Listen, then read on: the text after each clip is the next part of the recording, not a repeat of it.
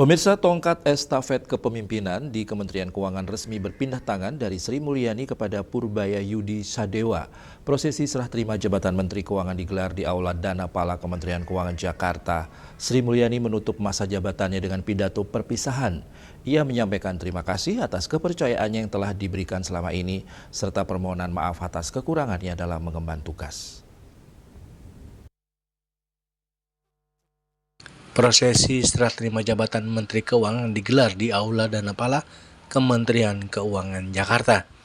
Tongkat estafet kepemimpinan di Kementerian Keuangan resmi berpindah tangan dari Sri Mulyani kepada Purbaya Yudi Sadewa, yang menyampaikan terima kasih atas kepercayaannya yang telah diberikan selama ini, serta permohonan maaf atas kekurangannya dalam mengemban tugas.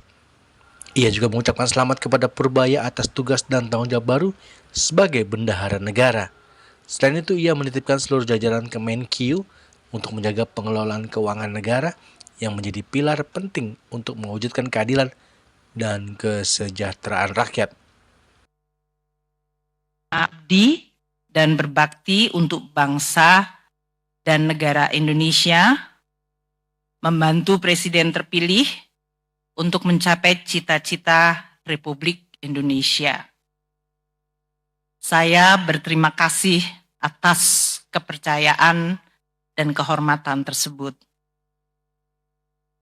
Saya berterima kasih kepada seluruh jajaran Kementerian Keuangan yang selama ini sudah cukup lama saya menjabat di posisi ini, selalu dan terus membantu di dalam melaksanakan tugas mengelola keuangan negara dengan penuh dedikasi, dengan sepenuh hati, dan kita bersama-sama mengelola keuangan negara dan menjaga Kementerian Keuangan di dalam situasi dan tantangan yang terus berubah, makin kompleks dengan adanya perubahan teknologi digital, tantangan struktural, dan juga dari tren geopolitik yang sedang terjadi.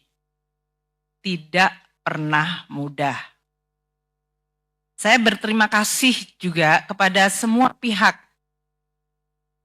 terutama para rekan kabinet, Pak Menko yang sering menjadi partner kami, namun juga para menteri-menteri yang lain di dalam kabinet, rekan-rekan dari legislatif, Pak Misbakun dari Komisi 11, Badan Anggaran, dan komisi-komisi lainnya, dari lembaga yudikatif, Mahkamah Agung, Mahkamah Konstitusi.